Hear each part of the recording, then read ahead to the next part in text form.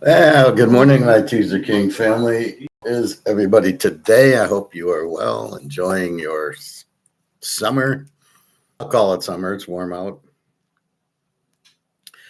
Big day yesterday. I go in baseball 7-2 plus 11 units. And the only fuck up was I played Ben Brown under instead of playing Ben Brown. That's what happens. But I did the same thing with Mizorowski and won.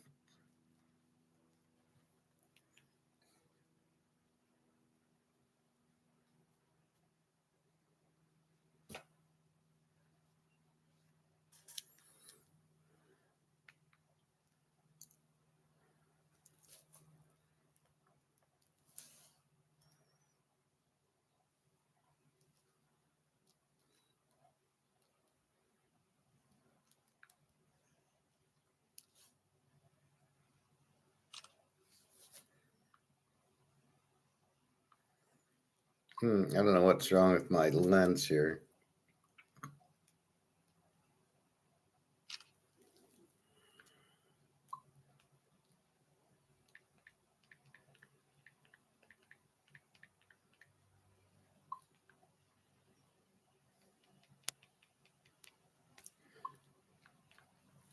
So let's go through our baseball. There is a 110 game, and it's 11. Okay, we're in plenty of time. So let's go through it yesterday. We screw up.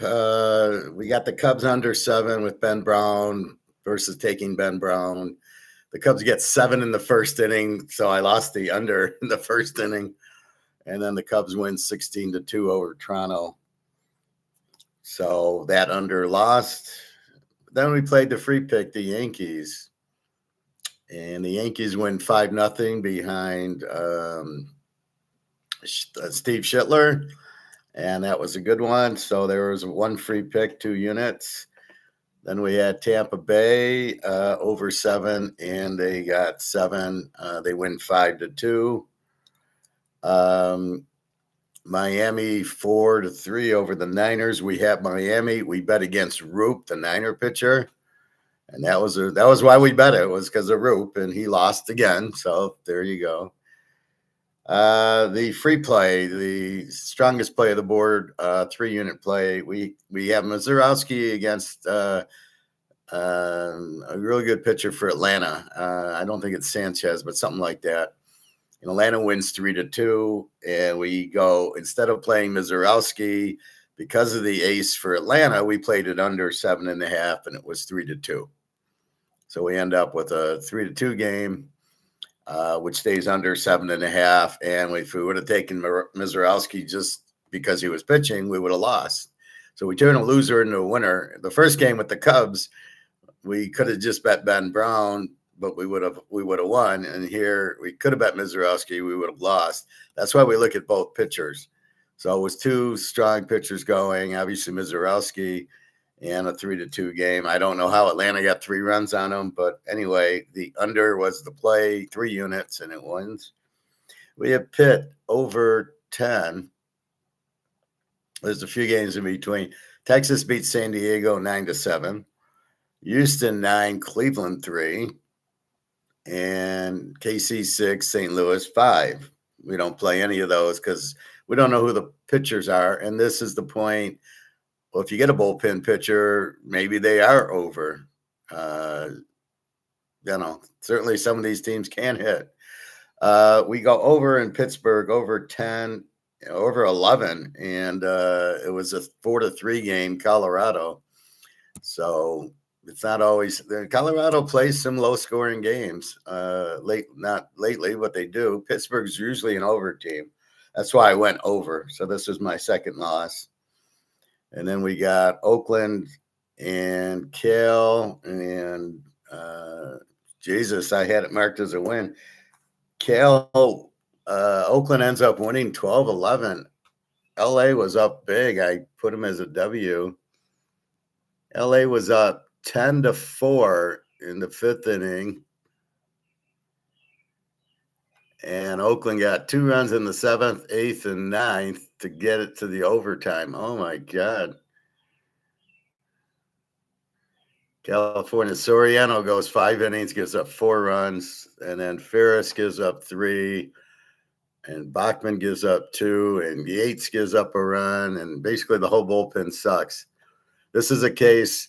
Sometimes you see the bullpen and they get them out 1-2. Nobody scores a run when the bullpen comes in the 6th inning and you're shaking your head. And this is the other case. California with the big lead. 368, a 230 pitcher gives up 2 runs. 374 gives up 2 runs. Unbelievable. Oakland Springs gives up 6 runs in 3 innings with the 5.55 ERA. We had the game pegged perfectly. Soriano, their strong pitcher for California. Then the next guy comes in, gives up 4 runs with this 4.08 ERA, and then 1 run with the 4.71. The guy with the 6 and the 5 ERA don't give up any runs. So that was a surprise. So that was a loser. I apologize for that. So I go 6-3 plus 7 units. I know my other 2 games won. Arizona wins 9-5. We have them and the Dodgers over 9.5, and they win 6-5. They were up like 5-0. Baltimore came back and got a 6-5 game on them. Amazing. California blew a 6-run lead in the 8th inning. That's why I marked it a W and I went to sleep. Okay. Wow. Today, we are loaded today. We got all the good pitchers going, and I got so many plays. And I'm going to start off with the free play. And your free play is going to be Philadelphia. We got Philadelphia minus 186, 7.5. And we got Peralta for the Mets, 3.90 against Sanchez, 182. One of the best pitchers, Sanchez, 7-2 with a low ERA his last 9. It might be 8-2. 1, 2, 3, 4, 4-1, 5-1, 6-1, 7. Yeah, 7-2. He lost 4-0 to Mizorowski. Gave up 4 runs, but normally that's it. Normally he's shutting you down or 1. Going against Peralta, no streak, and Peralta's given up his last 5.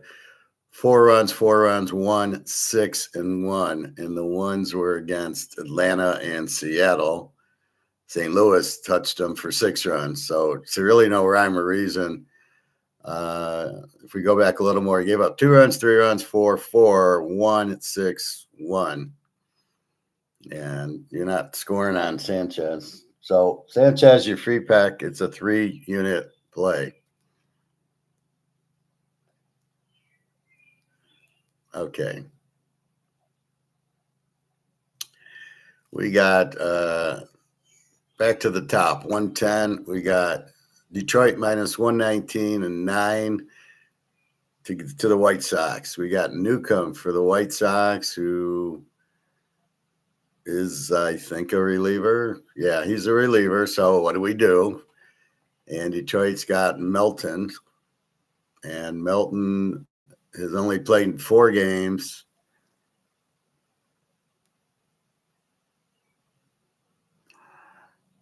Game logs. Okay, he's 3-1. He's gone 5 innings, 1 run, 7 innings, 1 run, 8 innings, 2 runs, 5 innings, 4 runs, and he got pulled last game because of a back injury or some pulled muscle or something. So I don't know. It's a nice day here.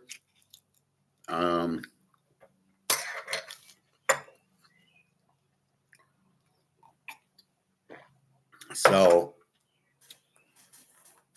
nice and sunny out, mild in the 70s. I don't know. The guy pitched 16 games, started 4 last week. Is mostly a reliever with a 2.76, which I don't trust. 4-4 with the 2.81. Hard to tell with so few games. This Melton guy, and then Newcomb is a bullpenner. So what do you do with this? The total on the game's 9. Detroit really doesn't hit. They won 4-3 yesterday on a bloop single with 2 men. There's either base loaded or 2 men on, and the guy hit a little pop up that fell in right field, driving in 2, and the Tigers won 4-3. White Sox we know can hit, and the Tigers are struggling. The manager keeps going to this guy. He'll take his lefty out, put in his righty pinch hitter, Jeremiah Jones, who hits about 0.86, and he keeps pinch hitting with them. Everybody scratches their head. It would be okay if he hit 280, but why don't you leave your good hitter in the game? Well, it's a lefty. We got to put in a righty. And you just sit there and you go, what the fuck is this guy? This manager should be fired. Him and the San Antonio manager go look for new jobs. There's jobs open at the grocery store. So, you know, the Detroit manager is just sabotaging his own team. He really has no players. McDonald, the shortstop, when he plays shortstop. Problem is this manager moves his players around. I played. I don't want to play third base if I play short and second. It's a whole different animal. It's a whole different angle. And you cannot play second and shortstops at third base. You got to play a third baseman who's used to the angle and used to the quick hit. You cannot. When you get a ground ball at second, you got time. It's a different angle, and you throw to first. And when you get a ground ball at third, the angle it comes off the bat is totally different. And you can't just switch it around. And this manager's got his head so far up his ass. He changes. He's got outfielders playing infield. He's got infielders playing outfield. What the fuck are you doing? It's just the guy has no idea. And it tells me how bad the players are that you move them around. It means they're not any good. Did you see Brooks Robinson play shortstop? I don't think so. Derek Jeter, did you see him at third? I don't think so. So it's very difficult. And, you got bad management. So it's hard with the Tigers here. Over 9, I don't know. I mean, it's the bullpen for the White Sox, and this guy who, you can get any score. So I'm going to pass on that. The Yankees in Cincinnati. The Yankees minus 189.5. And we've got Abbott for Cincinnati, 399 against Will Warren, 350. And Will Warren is 9-1 his last 10. Let's double check. Maybe it's 10-1. 1, 2, 3, 4, 5, 6, 7. Yeah, he's 9-1 his last 10. Well, it could be more. Let's see this. Yeah, it's actually 1, 2, 3, 4, 5, 6, 7, 8, 9. He's actually 10-1.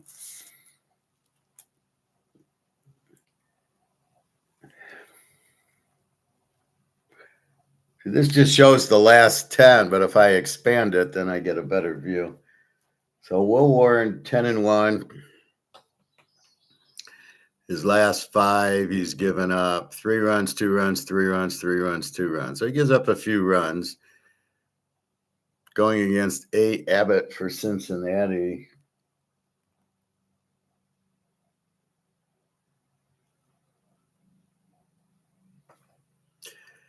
And Andrew Abbott. He wins some, loses some. Like my cousin Vinny. Last 5, 2 runs, 3, 3, 3, and a 1. The 1 was against Arizona, which doesn't hit very well. He beat, against Philadelphia, he gave up 2, but he only goes 5 innings normally. So there you go. So another good matchup. We got Toronto goes to the Cubbies, and the Cubbies beat them 16-1 or something yesterday. They killed them with Ben Brown, who's another ace that we have to bet on. We're finding all these aces this year. We gotta love it. Last five for Corbin. 1 run, 4, 5, and 2. So, and he's only gone 3 innings, 78 pitches in 3 innings, 2 games in a row. The Yankees and the Phillies, I guess that explains it. And here he's got the Cubbies coming off of a 17-run or 16-run game against Colin Ray from Iowa. And he's lost, he's 1-6 his last 7.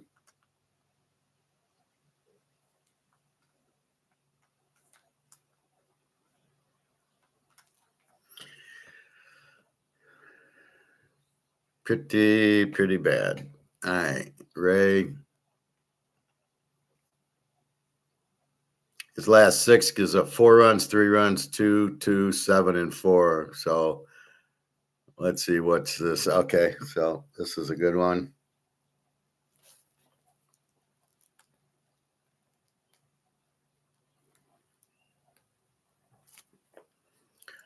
All right, San Diego at Texas. We got Texas 128, 7.5. We got Ferris Bueller 416, but he's getting better, going against Nathan Eovaldi 424.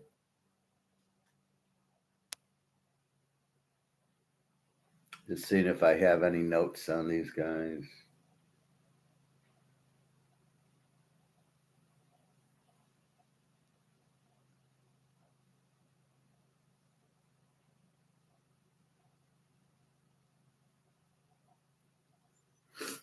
All right, Bueller. He's 6-2 his last 8, so he's been winning. So let's go back to his last 8. Gave up 4 runs, 2 runs, 2 runs, 3 runs, 2 runs, and then 1-1-1 his last 3 games, 6 innings, 5 innings, and 4 2/3. Baltimore, Cincinnati, and losing to Philly, but again, 1 run. Pretty low scoring games the last 4. So he's pitching well, going against Texas and Nathan Eovaldi. And Eovaldi win some, lose some. His last 6, 7 innings shutout, 7 innings, 3 runs, 7 innings, 5 runs, 6 innings, 4 runs, 5 innings, 4 runs, 7 innings, 3 runs. So he's been pitching pretty bad. Texas is 128 and 7.5. This is a strange total. He's giving up a lot of runs, Eovaldi, but Bueller's pitching much better. So I think we go that way. Again, www.teaserking.com. You can get all my picks, $25 for the entire week. Again, yesterday was 6-3 plus 7 units, although somehow California blew a 6-run lead. Go figure that out. So we've had a 617 was plus 8 units. 618 was a break even 3-3, and then we got today and tomorrow. And today just is a beautiful day. Great matchups. So Bueller's pitching good. Eovaldi's giving up runs. Okay, so I'm tempted to go over, but Bueller's been pitching well, although they played a high-scoring game yesterday. But different pitchers. Here we go, another gem.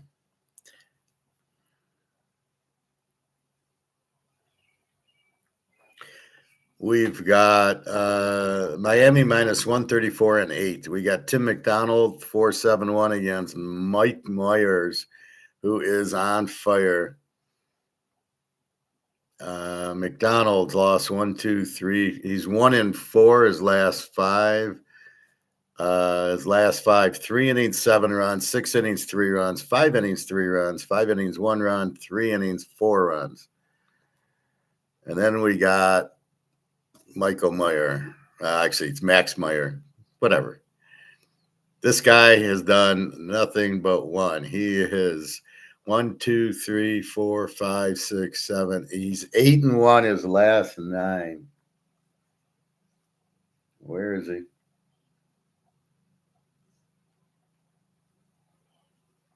Miami.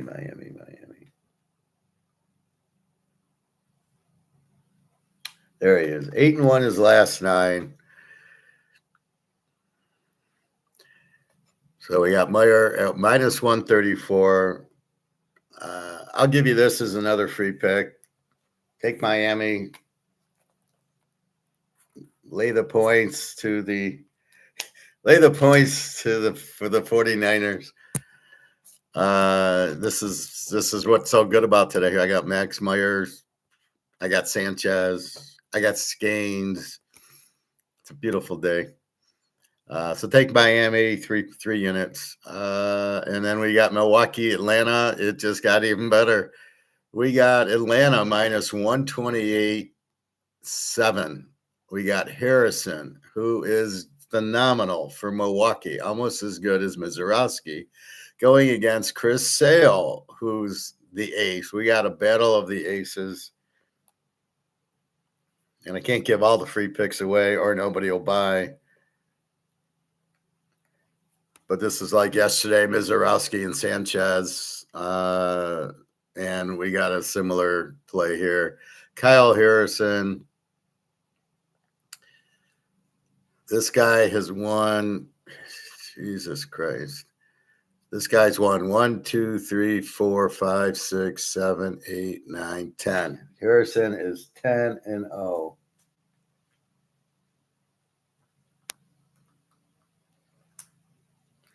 His last 10, he's won them all. And let's go look at the runs of the last 10. 3 innings, 1 run; 6 innings, shutout; 6 innings, 1 run; 4 innings, 2; 5 innings, shutout; 7 innings, shutout; 6 innings, shutout; 5 innings, 1 run; 2 innings, 8 runs; and 6 innings, 3. He gave up that against Oakland. At Oakland, it must be, well, that's a softball field. But then he goes and shuts out the Phillies 4-0. So one bad game, and mostly you don't score. Going against Chris Sale, guy's 37 years old. Jesus. 6'6", age 37. Now he's 4-6. He's 6-4. So he won 4 in a row, lost 2, won 2, lost 2. We don't really care about that. Let's look at his ERA.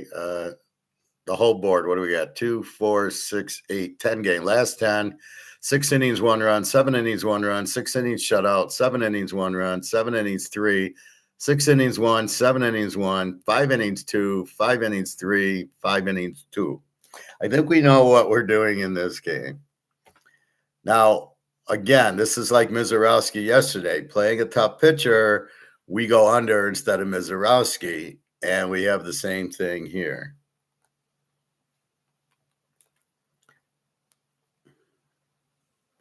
They're not going to hit Sale. They're not going to hit Harrison. Détente, my friends. 2.3 for Sale, 2.4 for Harrison, which is probably more like a 1.7 because he gave up 8 runs to Oakland. Otherwise, he'd be at like 2. And consistently, you're not hitting these guys. So there you go. Another beautiful game. Now, notice in the last game, we have Meyer going against McDonald. We take Meyer, right? We take Miami. Free play, go ahead. Yesterday, what did we do? We took Schittler against the weak pitcher. We got confused with Ben Brown playing their pitcher. We thought their pitcher was pretty good, but he wasn't. And Ben Brown, he gave up 7 runs in the first inning. And then we get to Mizorowski and Sanchez, and we go, no, we got to go under because both are really good. And we have the same thing here. We got Harrison against Sale, 2 all-star, great pitchers, and it's hard to choose the pitcher. So you know what to do. All right. Washington goes to Tampa. Tampa 117-8. Cavalier. Cade Cavalier, this is Washington's guy. And he's win some, lose some. My cousin Vinny guy. His last 5, 7 innings, 2 runs, 6 innings, 1, 5 innings, 2 runs, 5 innings, 4 runs, 5 innings, 3 runs. So he's slowing down there. I think you'll score on him. Tampa 117 favorite and 8. But let's see who I. Seymour is. Ian Seymour from Connecticut. Went to Virginia Tech. And he's nothing special. Win some, lose some. And he's the bullpen guy. His last 5, 2 innings, 2 runs, 1 inning, 1 run, 2 innings, 3 runs, 4 innings, 1 run, 3 innings, 2 runs. And the ERA is based on 9 innings. So 3 innings, 2 runs is really a 6 ERA. So this guy's ERA is 4.93. So he's basically a pig. And Cavalier's letting up runs. I think I can remember what I just said on Cavalier. It kind of blends together. I'm not losing my mind. Yeah. 2 runs, 4 runs, 3 runs. Okay. So I know what to do here.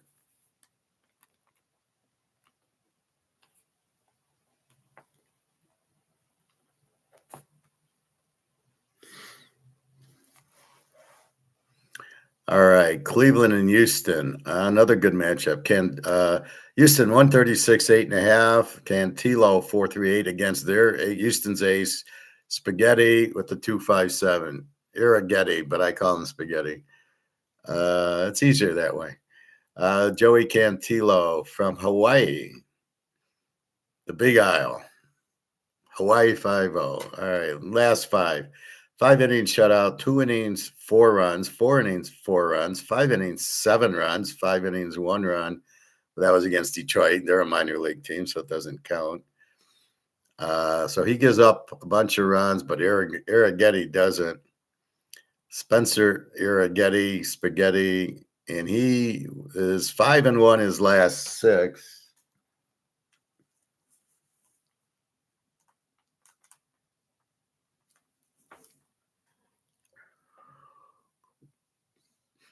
And he's 6, 7, 8, 8-1, 8-2,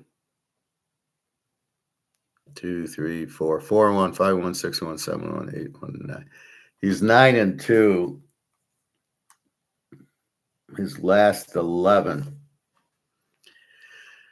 And let's see what he's all about.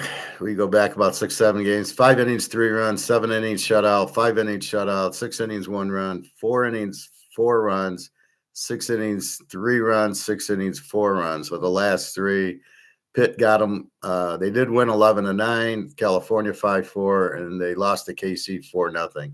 So his last 3, he's starting to give up a little bit of runs.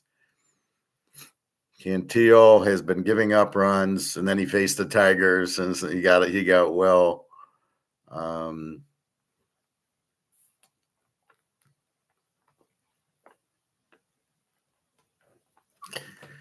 It's like Christmas morning, and I gave you Sanchez, Peralta. We're going with Sanchez. This is Philly and the Mets. Philly minus 186, 7.5.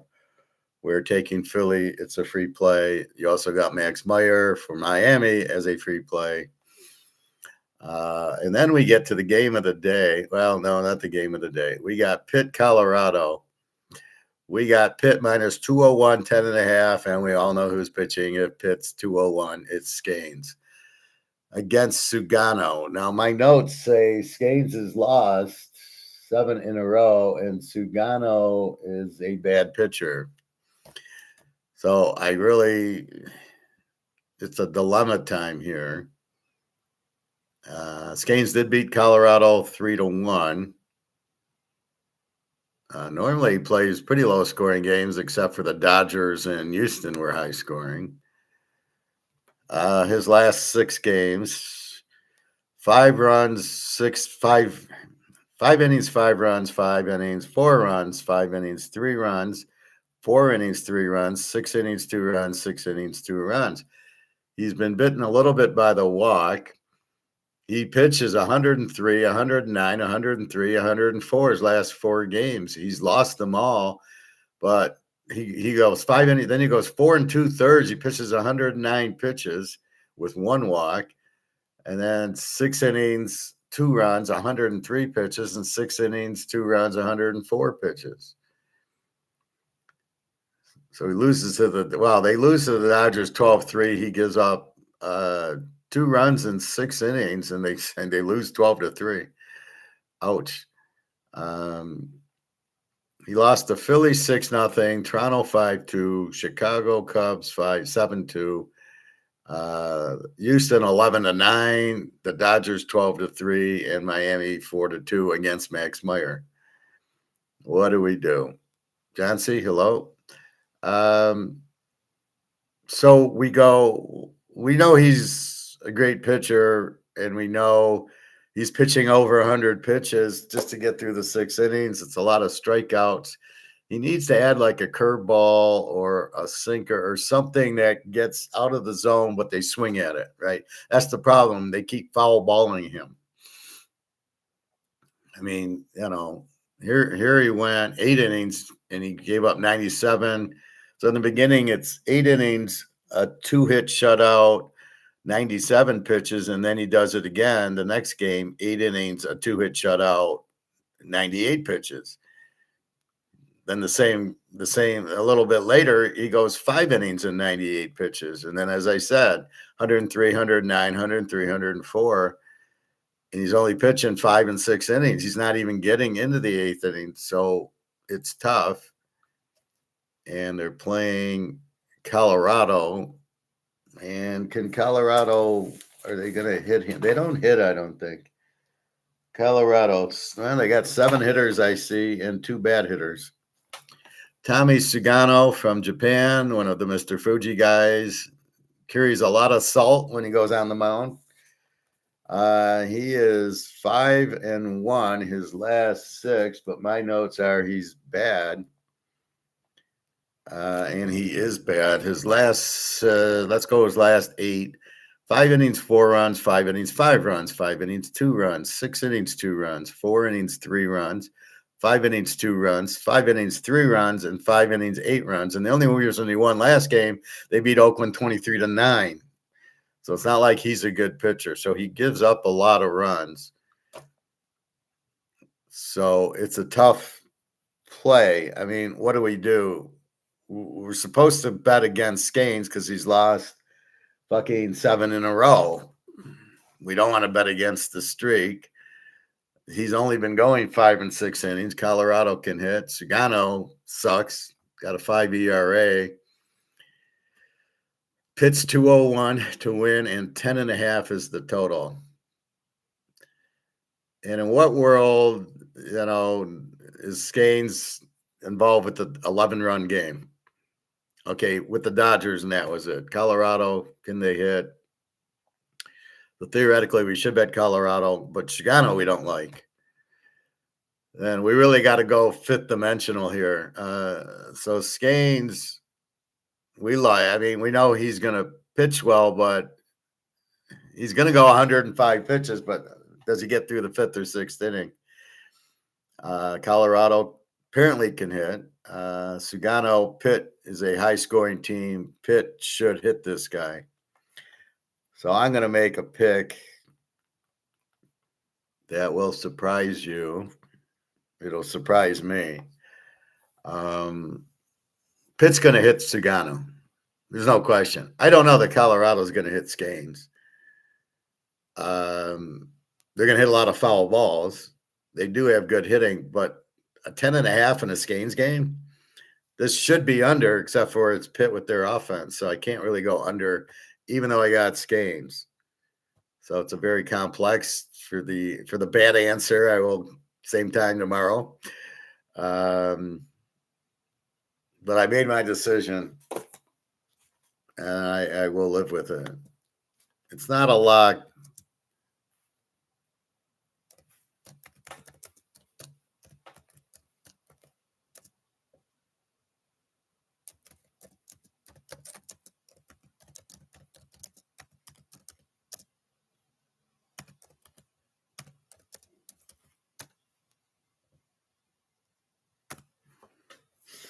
Um, anyway,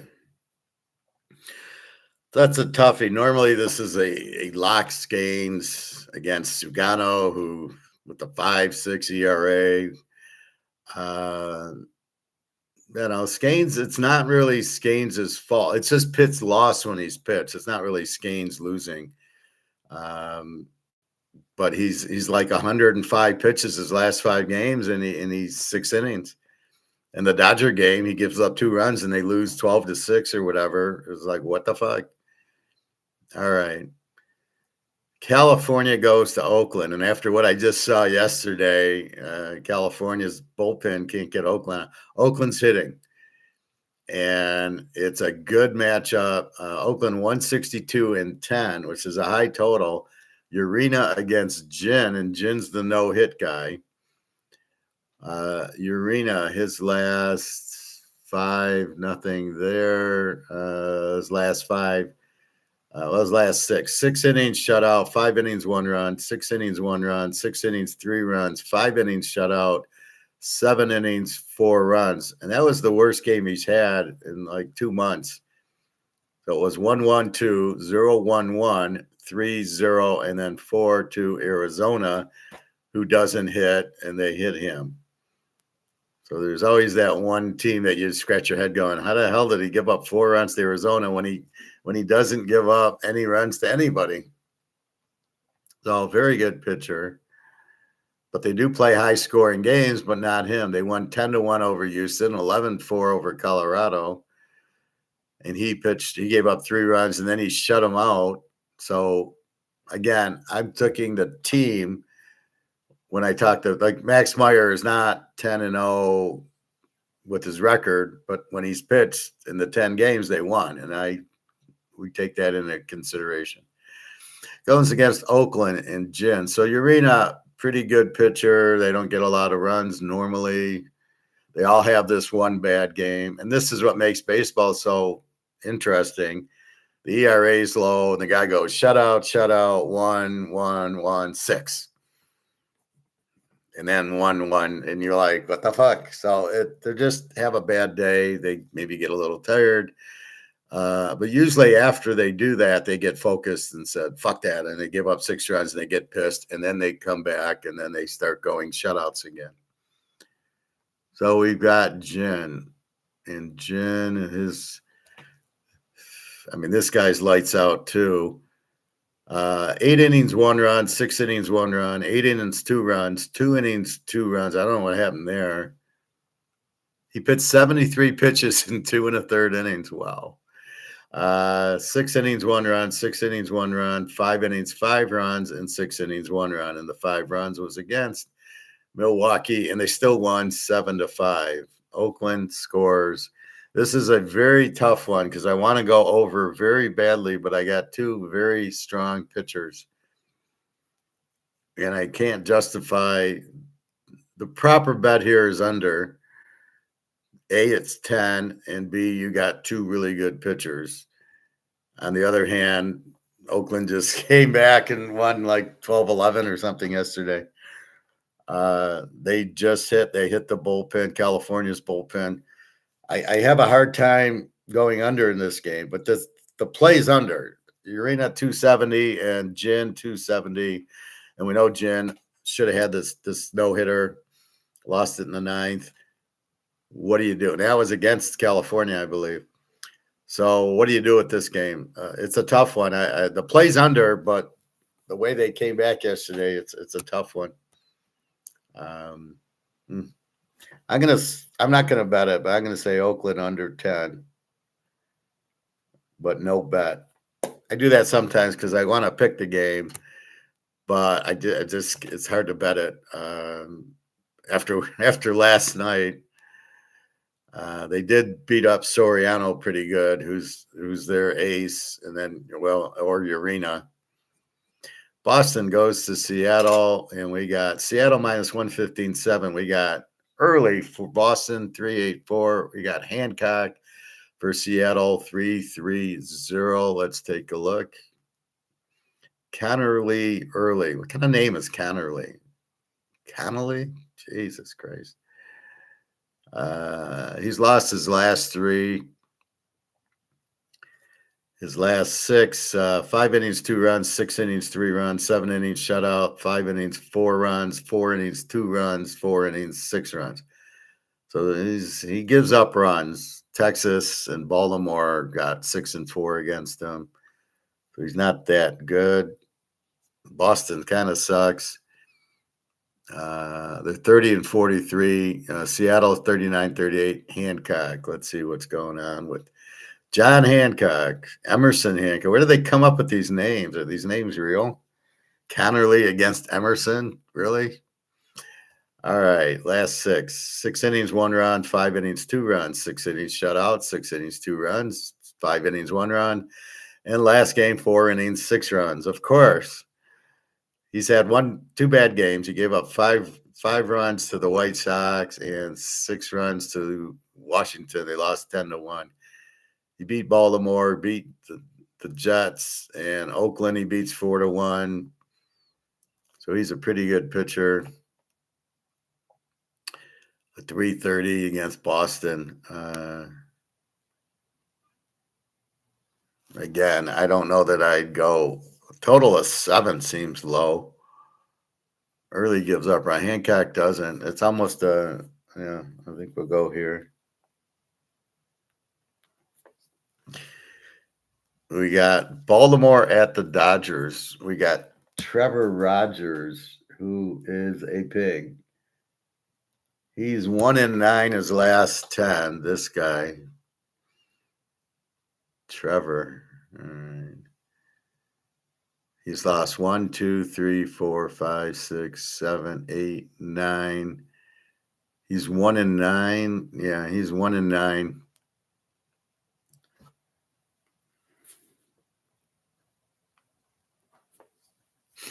Basically, he's a pig.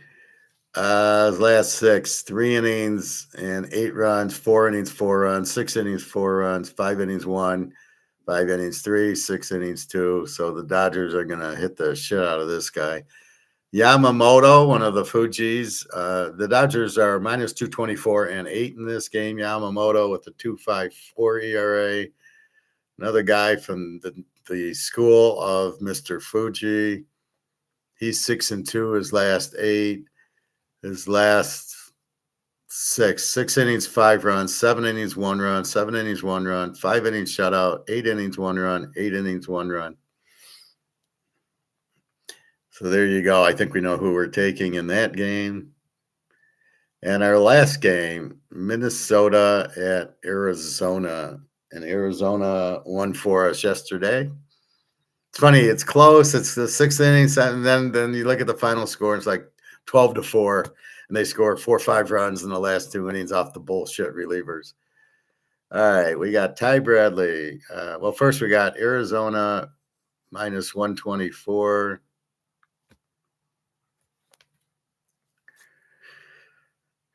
All right, hold on. Arizona minus 124. Total on the game is 9. It did go over yesterday because Arizona put up 10 runs. Ty Bradley. He's lost 3, 1-2, lost 3, 1-1. And he lost to the Tigers. This guy's terrible. His last 7, 6 innings, 6 runs, 7 innings, 2 runs, 8 innings, 2 runs, 5 innings, 1 run, 4 innings, 4 runs, 4 innings, 4 runs, 4 innings, 5 runs, 6 innings, 4 runs.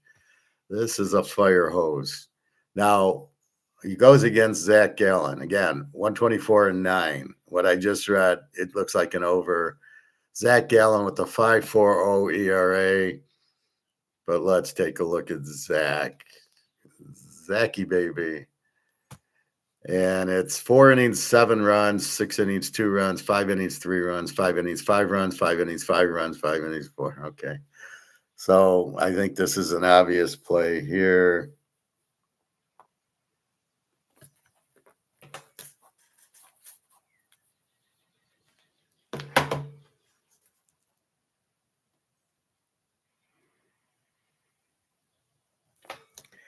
All right. What a beautiful board. When we got shit pitchers, it's overs and unders. And otherwise, so let's take a look at the pitchers. Let's review this. We got Detroit, Chicago, newcomer bullpen against Melton, who's only pitched a few games. We got Cincinnati at the Yankees, Abbott against Will Warren, who's red hot. Will Warren is he's 10-1 his last 11, or the team's 10-1 when he's pitched. And that's one of your free. No, it's not your free play. Toronto and Chicago, Corbin against Ray. Two pigs going. San Diego, Texas, Ferris Bueller against Nathan Eovaldi. Nothing special there. We got Frisco at Miami. This is one of your free picks. This is McDonald for the Niners against Max Meyer for Miami, and Max Meyer is unbelievable. He's 8-1 his last 9, 2.75 ERA. So your free pick, take Miami. We got Milwaukee, Atlanta, a superstar matchup. We got Harrison for Milwaukee with a 2.49 going against Chris Sale for Atlanta, a 2.31. We've got Harrison 10-0 his last 10, and Chris Sale, I don't think I have anything on except for his ERA is 2.31. So we did play this game, but again, it's hard to take one of the pitchers. But great pitching matchup. Washington, Tampa, Tampa 117-8 with Chevali against Seymour. I have no idea there. Cleveland at Houston, we got Houston 136, 8.5. Cantillo 4.38 against Spaghetti 2.57. And he pitches pretty well. He did lose his last game, but he was red hot before then. So again, it's their ace. The free play here, the Mets are at Philly. We got Peralta, who's okay for the Mets, but he's no Sanchez. Sanchez with the 1.82. What a lot of pitchers. It's going to be between him, Scanes, and the Milwaukee 2-0 of Harrison and Mizorowski for Cy Young. And this guy, Mizorowski's probably the MVP, Cy Young, but Sanchez is knocking on the door with the 1.82.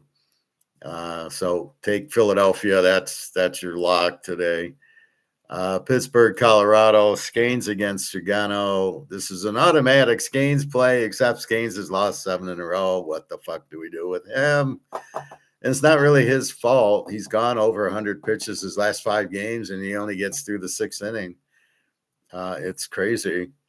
Everybody's hitting foul balls again. He needs a curveball or a sinker or something that drops out of the zone or a slider that they swing and miss it at instead of just hitting all these foul balls. We know he's a great pitcher, and Sugano we know sucks. Sugano is he gives up a lot of runs. And so as I'm analyzing it, I'm going, well, Pitt's going to score 10 runs on this game. The total's 10. What are you going to do with Scanes? He doesn't necessarily give up a lot of runs. He's got a 2.85 ERA. He just can't win. So it's a real difficult play here. What did I play? Okay. We got California and Oakland. We got Urena 2.70 against Jin 2.70, who almost had that no-hitter against California. And, oh, by the way, he's playing California. We got Early against Hancock, Boston at Seattle. Seattle 115-7. Early, not the greatest. Hancock, pretty good pitcher, 3.30. We got Baltimore and the Dodgers. Trevor Rogers, his stat is it looks like I want to say he's 9-1. Let's call him 1-9 his last 10, and Yamamoto with the 2.54 ERA.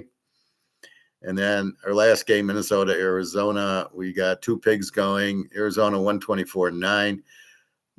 Ty Bradley 4.18, but he just gives up loads full of runs, and Zach Gallen with the 5.40.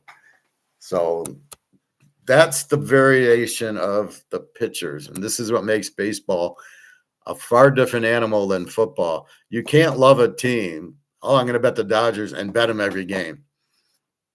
Ain't gonna work. There's certain pitchers you can bet, and certain ones you got to go over or under on. Like here, Arizona, Minnesota, it's more of a total game than it is you got a good pitcher. But when you get to Pittsburgh and you're looking at Scanes against Sugano, this should be a Scanes bet 100% of the time.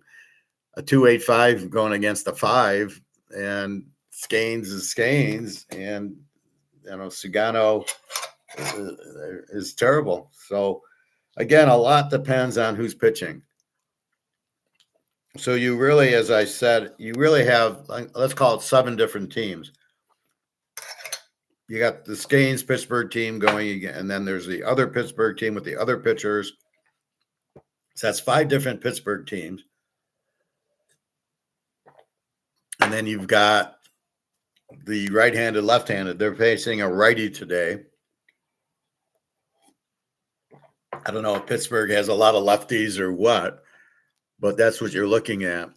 So you've got Pittsburgh Scanes team against the righty, against Pittsburgh Scanes team against the lefty, and then the other 4 pitchers, who are they facing? So this is a very complex, but I think I figured it out because I keep just focusing on the starting pitcher and what he's doing. And it's very,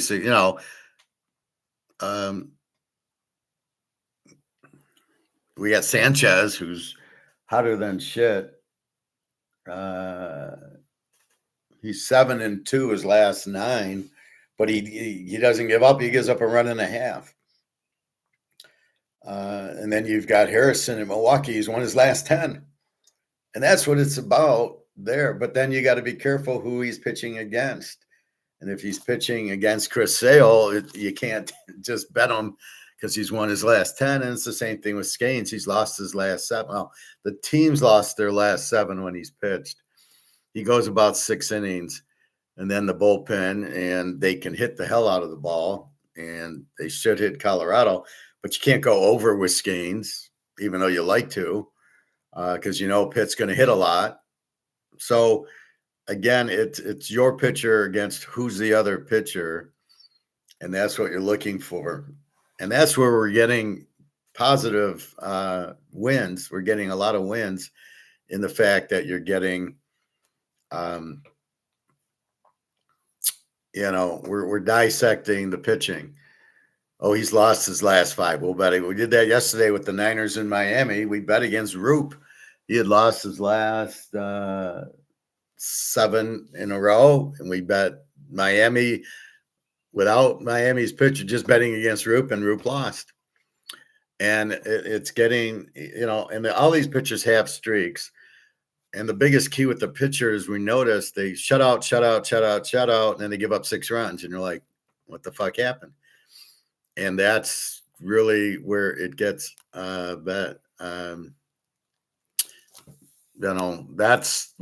how you lose. Well, the guy's won 6 in a row and he's shut out. I'm going to bet him under, and he gives up 6 runs. How the hell did that happen? But that's betting, and that's what you're doing. Now, we're not really using averages in baseball. A little bit where we're saying this team can hit or not, but really what we're using is the pitcher's streak. It's really the team.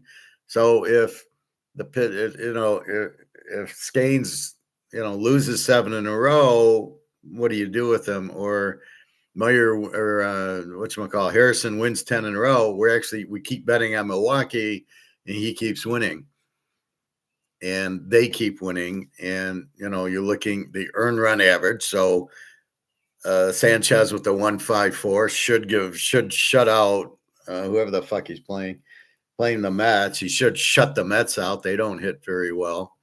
They're not going to hit Sanchez, so it's going to be low scoring, or Philly's going to win. And with Peralta, we took Philly.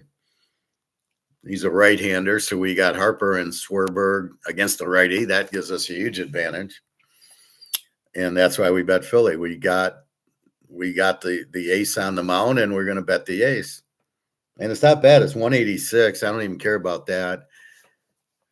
It's a good bet. If it's going to win, what do we care? It doesn't matter. Like there's people that, I'll never lay, I won't lay 3 in a football game. You won't win a lot of games. I lay 3 a lot. I lay 7 a lot. If it warrants it, I lay it. That's why I go totals a lot, because if I can't figure out, I can tell it's going to be high or low scoring. And that's what you get in baseball. Like the Harrison Sale game, I can't really figure out the pitcher, so I got to bet it a different way. The Sanchez Peralta, yeah, we can go Sanchez there.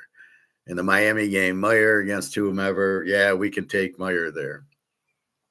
But if it's Sale against Harrison, I can't pick the winner. I don't know. Both pitchers are good. They can both shut you out. We just saw that yesterday with Sanchez, the Atlanta Sanchez going against Milwaukee's Mizorowski, and we bet the game under because we couldn't pick it because both pitchers were very strong, and that's what happened. It was a 3-2 game.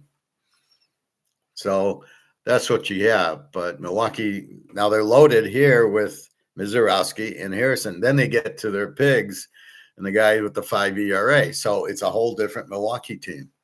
And it depends who they're facing, if they're going to score a lot or not. So that's kind of what we see is what they're doing. And that's the beauty part about baseball. It's let's see who's texting me. It's a lot of average based.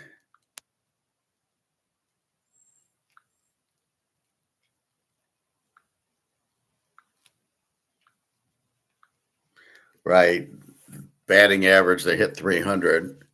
So what? I expect them to get a couple hits in the game, but how does that really help me? It doesn't really help me.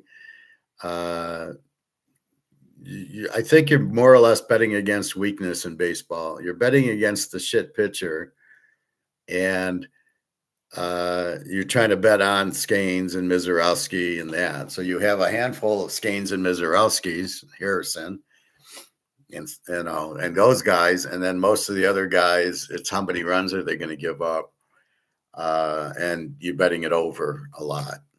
That's how I see it. Anyway, that be baseball. Free pick, Philadelphia, Sanchez on the mound, 1.42 ERA. Free pick, Miami, Meyer on the mound has won he's 8-1 his last 9, or Miami's 8-1 his last 9. He just beat Scanes last time out. So those are your 2 free plays. I've got 1, 2, 3, 4, 5, 6, 7, 8, 9, 10, 11, 12, 13 picks.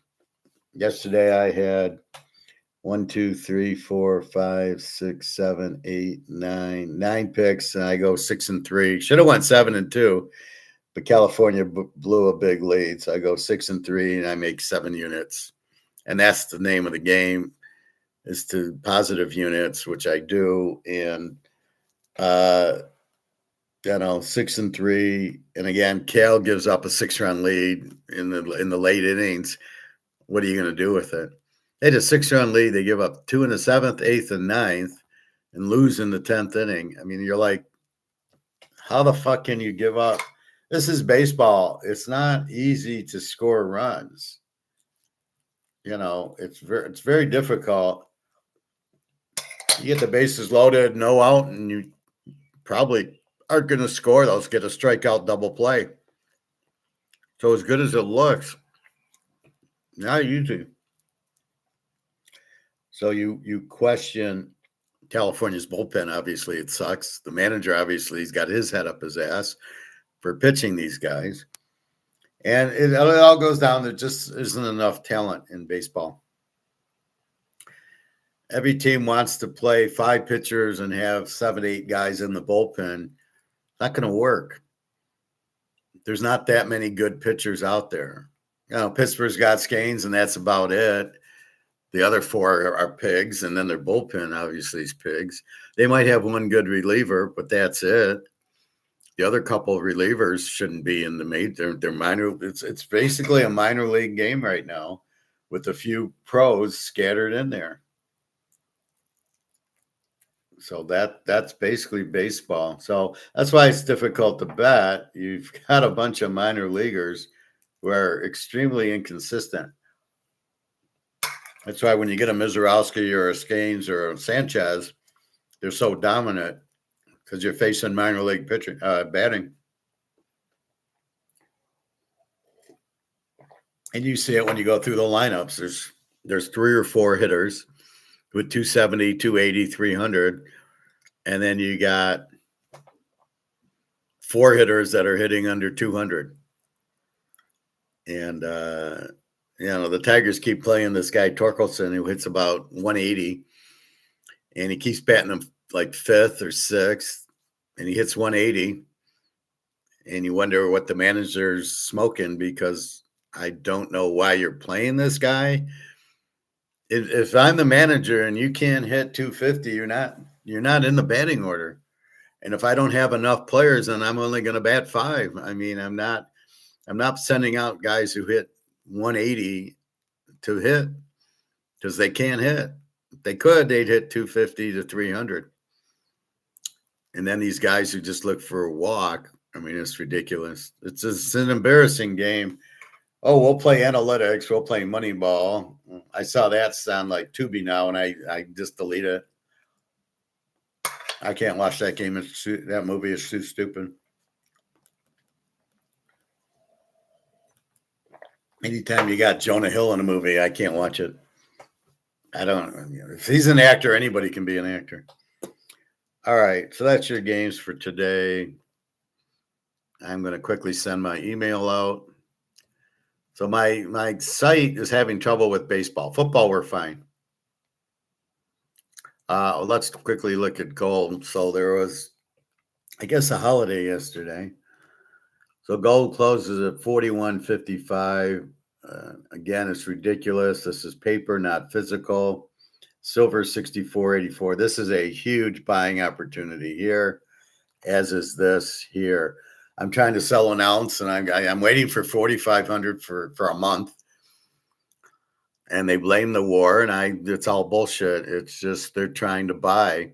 The U.S. knows they're bankrupt, and the U.S. is trying to lower the price to buy gold. It's as simple as that.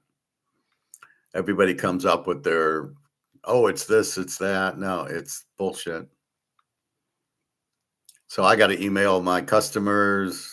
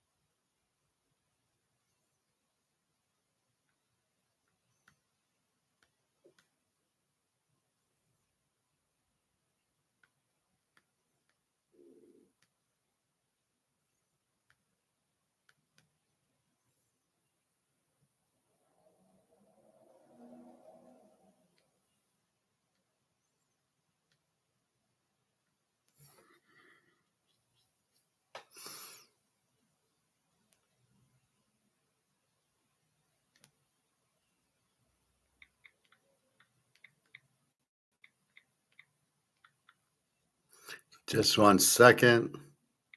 Apologize.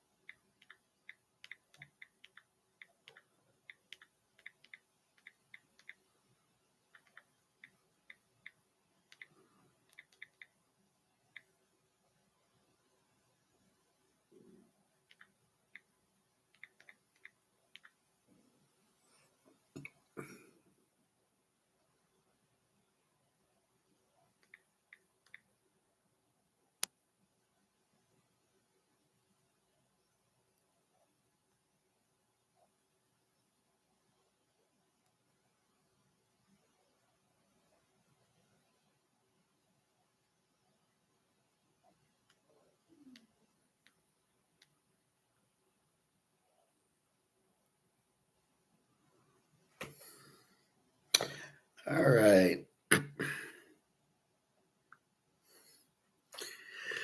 Sorry about that. All right. So the question is, what do we do with gold and silver?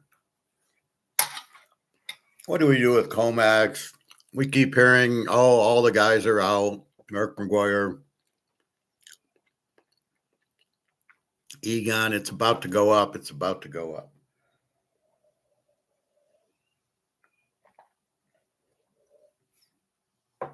And we keep waiting. Oh, okay, now here it goes. And it goes up a little and then gets killed. And I think it's just you have to understand the game being played, which we do. Is it really going down? No, it's paper options going down. So if we understand the game, we buy gold and silver because the dollar's going out. Well, that's a fact, Jack. We know that's happening.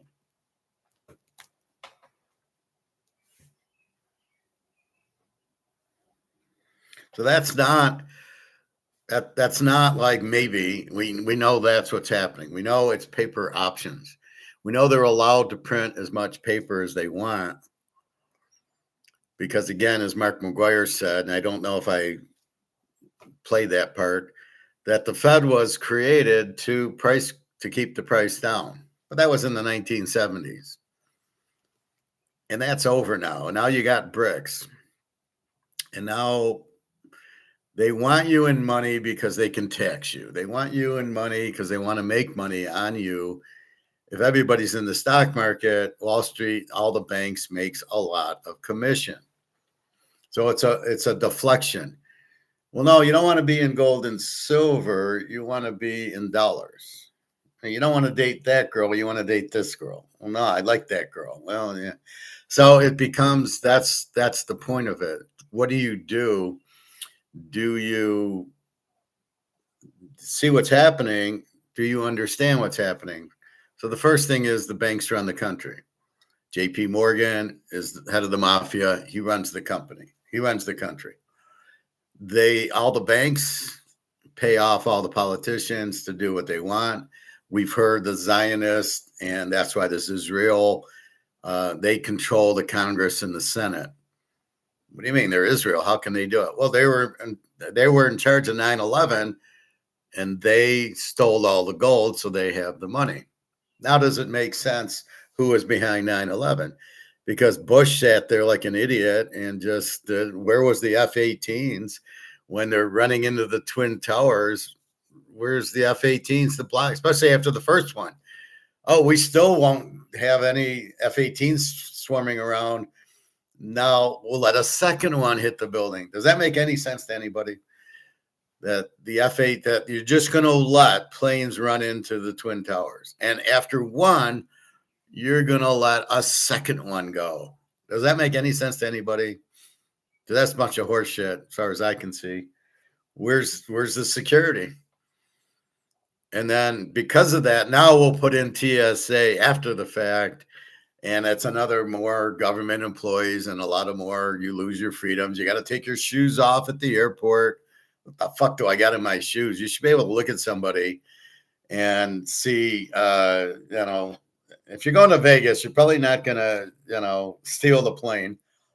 You want to get to Vegas, or at least before you did.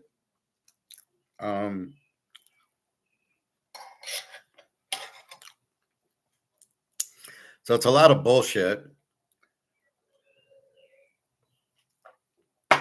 But now walking backwards, we can see, it had to be the Israeli. Where'd they get all their money from? They have oil, but Saudi Arabia's got the oil. Iran's got the oil. They got the money. Not necessarily Israel. Where are they getting their money from? Well, they did 9/11. They stole all the gold. And Bush just sat there like an idiot. Bush allowed it to happen. Obviously, he was paid off. And this is the problem you have. You have a system where everybody's bribed and paid off, and I'll give you $1 million and, turn your back and let me do whatever I want. Oh, sure. I'm only a congressman or a senator. I'm not really here to protect my country. I'm here to make money. I see a guy when I go into when I go to the club to go swimming, and there's oh, I'm running for Congress, and I said, well, I'll vote for you if you split the money you get from the banks or from the defense contractors. Is that why you're running? So you could get rich quick by doing nothing? But that's the problem with the government. They are very much, they're very much just on the take. They're there for the paycheck. And so if we understand that, and we understand Israel did 9/11, and then they demolished the buildings. If you notice, you saw the puffs of smoke. Looks just like the Stardust going down. That was a demolition, not because of plane. A plane cannot take down a building. I'm sorry. It's not, the jet fuel isn't hot enough. There's tons of steel each floor that would prevent the building collapsing because it was very tall and there'd be high winds. And just in case something happened, that it would not fall. That was the whole point. It would only have fallen one floor, not 100. It was total bullshit. So if we understand that, we understand Israel did that and stole the gold, and then they got the gold to pay off the politicians. And this is the problem. So now, if they want to keep, so they can manipulate the gold price, well, we have gold. Now, you'd think Israel would want a higher gold price, but JP Morgan is still in charge, and the government wants to keep the gold price down because they want to keep they want to keep an eye on you. And if they can see your bank statement or your stock statement, then they know, and they tax you, and they 1090, like you get interest tax. So everybody reads this the wrong way. They go, so I got 10 grand in the bank, and I'm going to earn $300 in interest. And on your tax return, do you have any interest income from the bank? You go, yeah, $300. So now you're taxed for leaving your money in the bank and trying to earn money. And same thing in stocks. Well, stocks, when you sell, you get the 1099, not just having it. But wait, in gold, there is no interest. There is no dividend. There's no tax on gold. They don't want you in gold then. So we're in gold because it can't be printed and inflated like the dollar can. That's another thing they conveniently don't tell you, is that the dollar is inflated means it's printed, not prices going up. This way they can blame the producers. They can blame Kellogg's and General Mills and Coke and Pepsi. Oh, they raised their prices. That's the inflation, is the prices going up. No, it's not. It's a bunch of bullshit. Prices go up because your dollar isn't worth anything, because you're the motherfuckers printing the dollar to death, stealing it, making it worth less. So we have to pay more for Oreos and Pop-Tarts because you're killing the value of the dollar by overprinting it. And that's what inflation is, which then leads us to, what do? Hold our money and watch it go to zero, pay interest on our bank income, on our savings in the bank. Do we, if we sell a stock, we got to pay a 1099. If you sell your Bitcoin, you got to pay a 1099. You got to pay taxes. Well, wait a minute. If we're in gold, we don't. There's no tax. There's no interest. You know what gold does? It just goes up. The value of it goes up. It was 1,700. Now it should be 5,000. But it goes up. You don't pay a tax on it. There's no tax. There's no savings tax. There's no interest income. There's no dividend income. There's no income. It just goes up, and there's no tax on it. So the government's point of view, well, we don't want the money. We don't want it going up, and then all these people are in it. We want to keep the people in the stock market and in the banks and in annuities and in mutual funds and all the things the bank gets rich on. You're in a mutual fund or a 401k at work. There's this huge management charge we're managing your fund. What the fuck are you doing? You're putting me in Amazon and all these AI companies. Oh, you're really managing me. And even that's a scam because it keeps going up. They go, look how, oh, everybody jump into AI, everybody jump into Amazon. Look at the price on those, and it's all bullshit. So that's the real story of what's happening.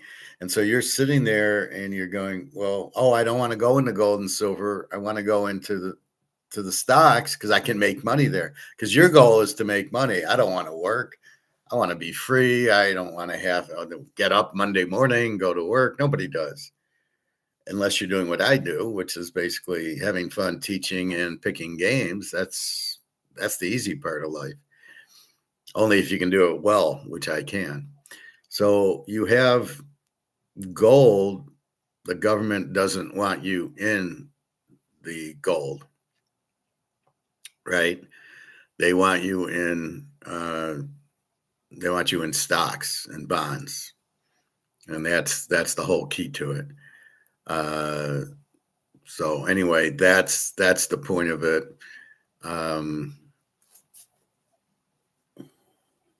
I'm curious about this thing. When's this hit? Sorry, I got a charge for Teaser King. 620.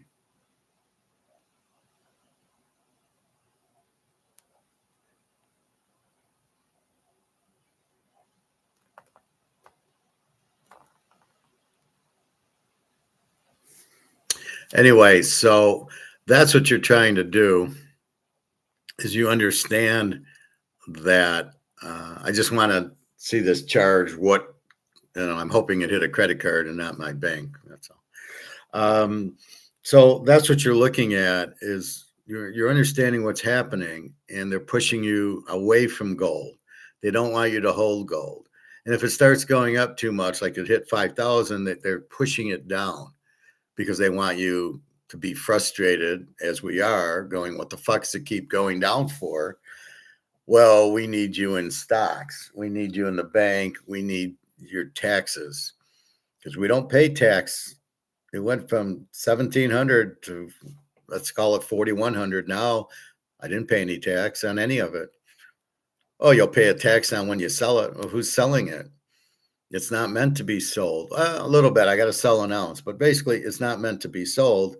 It's meant to be just kept, right? It's just, I got to get out of dollars because you're printing the dollars to zero. That's what you do. That's what the inflation is.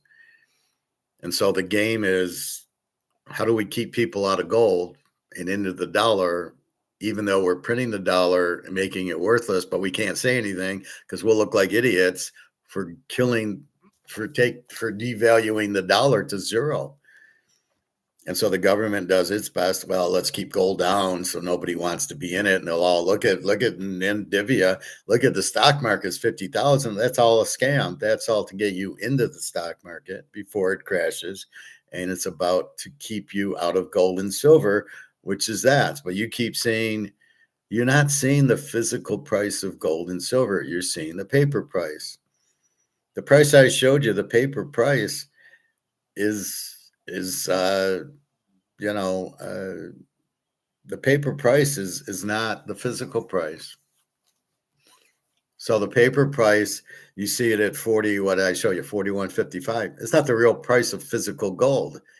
It's the paper options. As I said, it's a huge supply of paper versus the real physical supply. So gold, there's 200,000 tons. And in the paper market, it's 4.3 million tons. Well, of course, the price is going to be low. The supply is higher in paper than in physical. They do leverage where they control, like it's 100 to 1. So you have 1 ounce of gold is 100 ounces of paper gold. So with that being said, the price goes down, but you don't understand it. You're not understanding what's going on. What you see is the paper price of gold. But I got physical, right? I don't have it here, but let's say this is my gold. I got physical gold. I don't have paper. I don't have leverage because the supply of this is only 200,000 and the supply of the paper is 4 million. So of course the price is lower And then you've got these guys with options. This James Street that Mark McGuire talked about yesterday, they're like the middleman. So when anybody wants to sell it, there might not be buyers for it. But with Janestown or Jane Street, they're buying it as the middleman. Now, who gets caught with it? So in other words, okay, if you're buying it, you've got to settle the option.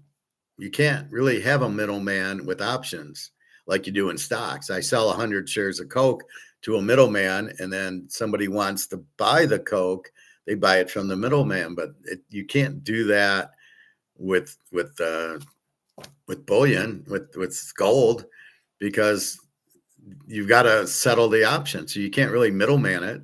So here, somebody wants to sell so many, I want to sell 100 options, and they're buying it as a middleman, waiting for some buyer to come along, which there isn't. You can't do it. It's totally illegal. So I don't know what'll happen. But so in other words, instead of China buying it, saying, okay, I want to take delivery, you've got Jane Street buying it and not taking delivery, but not settling the option. Or they're really not buying it. They're just the middlemen.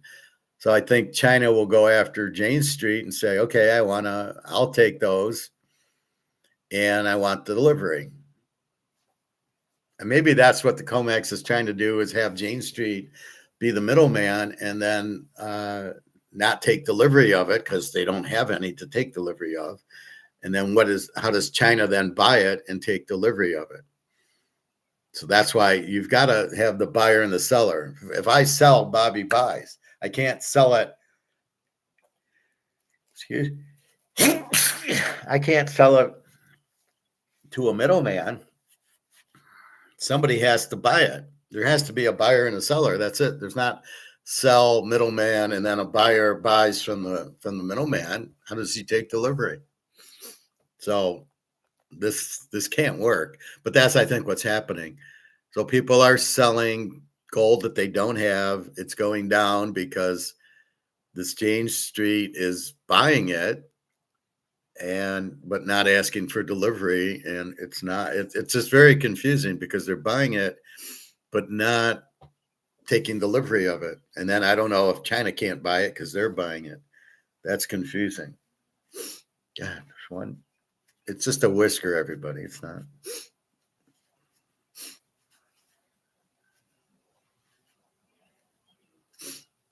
Frustrating. Anyway, so that's what happens. And that's what this Jane Street's doing. And they're trying to prevent them from taking delivery because there is no more gold to take delivery of. It's all gone. BRICS has most of it. China's got over 80,000 tons. Russia's in the 20s, and India and everybody else. And it's of the 200, I call it 220, probably 210 is off the market. And there's no way there's 10,000 tons running around COMEX. But that's what they're trying to do, is say, oh, I don't want to be in gold. I want to be in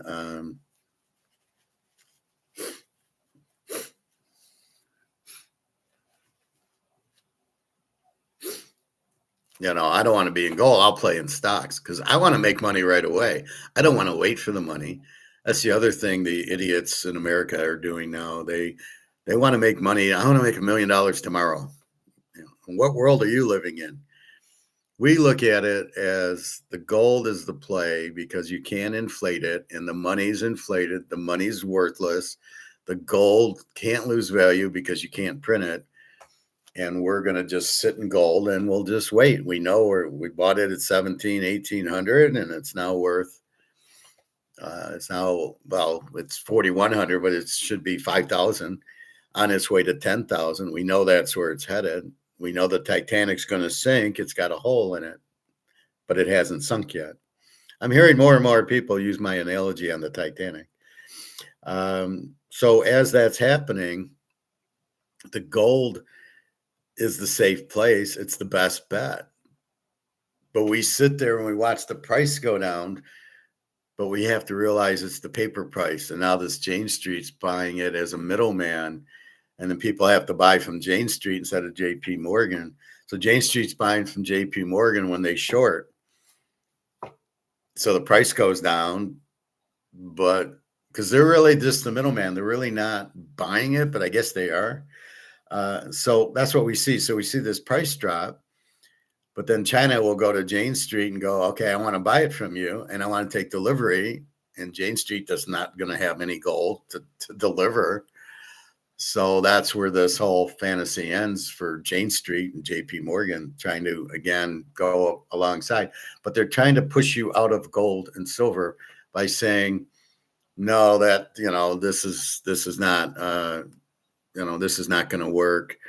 Oh, you don't want to be in gold. Oh, look, it's coming. It's crashing. Gold's not crashing.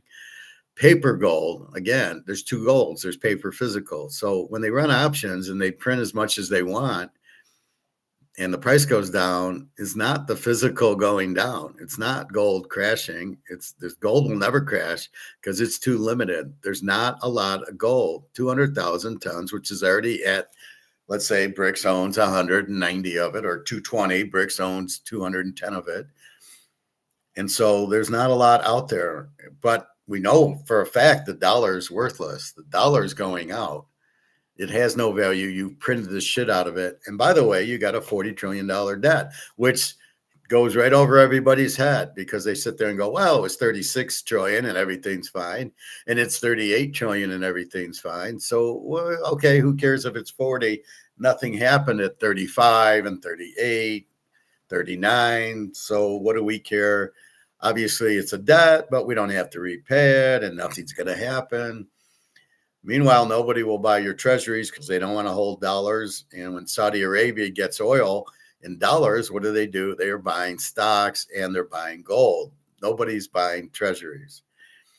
And the bond market is, people buy bonds to support the US dollar because the US spends more than it makes. So they make, they bring in $1 trillion a month, but they spend $2 trillion. So how do they get it? From the treasuries, people loaning them money. Here, let me loan you money so you can keep overspending and we'll pay you back later. So the intent is, give me money now and I'll pay you back later. That's the whole intent. And that's what's happening. So again, why do we keep our physical? Because you can't fuck with the physical. And we understand COMEX's paper, and now we understand this Jane Street is buying it as a money maker, as a middleman. And that's why the price is going down, because somebody's buying it cheap. But as soon as China starts hammering Jamestown and wanting to take delivery, Jamestown's out because they don't have the gold to pay it. COMEX will break because it's not being run legally or the way. The intent is for COMEX to keep the price down, but that was in the 1970s. This is not the 1970s anymore. And so we need to break COMEX so we can get an actual physical price. And that's what we're trying to do. So I know Mark McGuire's listening to me also, because that's exactly what I tell him. That's what I say, and then he uses me word for word. So this is our problem now, is the physical is fine. It can't go anywhere because you can't print it more, which is what hurts value. And the US dollar, they keep printing, which is why the value is worthless. You go to the grocery store, it's, Cocoa Puffs are $5 a thing. And that's really what you have. And that's the point. As you have that, you see the prices at the grocery store or the gas prices, and they go up, and that's the problem. And then they fake you by saying, oh, it's the war. That's why gold's down, is everybody needs dollars, and the dollar goes up, gold goes down, and it's all a song and a dance. It went down $150 at 2:00 on Thursday because the new Fed chair, who is useless also, can't do anything, but all of a sudden he makes a speech at 2:00 telling you nothing, and gold drops from 33.70 to 32.20, and you're like, what the fuck was that? How could it drop 150? See, that's the problem. In the physical world, it can't. Only in the paper world can it drop. So our dilemma is, do we sell our gold and run into the stock market before it crashes? We're going to the bank and we'll get 3% on our savings and pay tax on it, or hold our physical. Now we know we're fine holding our physical. That's a no-brainer because the physical price has not ever gone down. It's gone up. It keeps going up. And the $4,000 we see is not a physical price. It's a paper price. And when they do all these calculations, gold to silver ratio, it's a waste of time because you're not looking at physical gold and physical silver. You're looking at paper gold and paper silver. And the object of the Fed and the government is to keep the prices low so you won't be interested. And they don't care because they don't have any. But you know who does care is BRICS. China and Russia does care. They do have gold-backed currency, and they do want the gold price much higher. They're not happy with this 4,000. They want it to be worth 20,000. If you own gold, if you own something, you own a mantle card, you want it to be higher, not lower. So they're getting a little pissed off. You got all these wars because the U.S. doesn't want the gold standard out there, which is already out there. It's out there. BRICS has it. BRICS is already using a gold standard. They pay for oil with gold. China. Russia doesn't buy oil, so they don't care. But when Saudi Arabia gets money for oil, they're putting it into the stock market and they're buying gold with it. They're not buying treasuries. Nobody wants treasuries. That's a clear sign that the value of the dollar isn't worth anything. Oh, why don't you want to buy a treasury? Because it's not worth anything. You're going to pay. It's a $40 trillion debt you have. So how am I going to get paid back? So I'm China. Well, I should buy, $1 billion worth of U.S. treasuries, except how are you going to pay me back? You owe 40. And by the way, there is no, I don't want it. I'm going to put my money into gold because I don't want your treasuries because I don't trust you. And I don't think the dollar, since it's printed to death, has any value. And you got 40 trillion out there. So I'm not going to get paid back. So why would I want to be treasury? These people aren't stupid. So why would you put it in treasury? It's got to be the stupidest, worst investment you could do right now. Yeah, you'll get paid, 5% over the next couple of years, maybe. Well, wait, what place are you in line? I got 40 trillion I owe. So would you lend money to somebody who had, let's call it $1 million in debt? Would you lend him $50,000? And he already owes $1 million? How's he going to pay you back? There's $1 million already ahead of you in debt. So it's a stupid move. And certainly if you can buy gold. So the key comes into, no, I don't want to sell physical gold and silver because it can't be inflated. You can't print it. It comes out of the ground and that's it. So that's what you're trying to do. And that's the point. So the physical gold and silver win. The paper gold and silver are bullshit because how do you get 4,300,000 tons of paper gold in a world there's only 200,000 tons of physical gold? So therefore all that paper is bullshit. So the price is bullshit. So the price is much more because it's much more limited. As we know, the lower the supply, the higher the demand, the higher the price. Well, there's huge demand for gold because a lot of people are realizing, mostly BRICS, the dollar isn't worth anything, right? And so as you realize the dollar has no value, the only lifeboat you can get into is gold. You can't get into a euro or a British pound because their dollar isn't worth anything either. All these wars are very expensive, causing your dollar to collapse even faster. Are they trying to get you into stable coins? Is that what's going to happen July 4th? Oh, we're going to stable coin because our dollar is worthless. They won't say the dollar is worthless, but is that coming July 4th? Or is this gold-backed 100-year bond coming?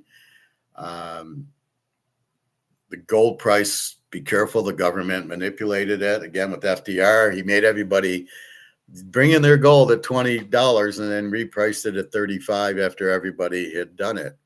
except for the banks, of course. So you can't trust the government. They lie through their teeth, whatever makes them look good. Look at Trump trying to end this war, and he's all over the place. You know, I'm going to sign. He didn't sign a peace document. He signed a document that said we'll negotiate. He signed a negotiation settlement, not a peace settlement. That war's still going on. Israel is trying to fight Iran because they're broke. It's basically the whole world's broke except for BRICS, who's in gold, and only people in gold will remain safe. And that's really what the key is. So you want to be in gold and silver physical and just sit there and just enjoy it. It will go up. It has to. All this bullshit with COMEX. The difference is you've got BRICS, and BRICS is buying the shit out of it. And BRICS is not going to, nobody's going to play COMEX. So the COMEX price will go out. And like I said, this gold silver ratio is bullshit because you don't have a real price of either. You don't have a physical price of gold and a physical price of silver. You have paper prices of both. You have 76 million tons of silver. There's only 1 million that exists. Where's the other 75 million? So give me a break. So how are you getting this $76 price is a joke? Or 64, 65. That's a joke. And so that's really the key to it. You're really not getting a real price. And that's where we're at. So that's the key to it is you're looking at this price that's fake. You're looking at a paper price. So if you just don't understand and you just see the paper price dropping, I'm going to get out of physical. And that's their plan, to get you out of physical. By dumping the price, you sell your physical. But you don't want to sell your physical. Once you bought it, especially if you bought it where we were at 16, 17, 1800, and we've been buying and as much as we can eat. In silver, we're paying 20, 25, a little of 30, but not a lot. I mean, we pretty much bought. We emptied the accounts and we bought. And this is 2021. I was looking at this receipt. And this is what's all this stuff? Oh, okay. Ann Arbor, this is 1/20/21, 5 ounces at 1965 an ounce. Right. So I was 10 grand in 2021. That's what I paid for it. And that's the point of it. I'm not going to sell that now. And I didn't buy it. I knew it was much higher. This is the thing. I know the Titanic's sinking. So you buy as much gold and silver as you can, but not with the intent of selling it and getting back into monopoly. If I sell those 5 ounces at 4,000 is 21, 22,000. But then I'm in this. Why do I want to be in this? I don't want to be in this, right?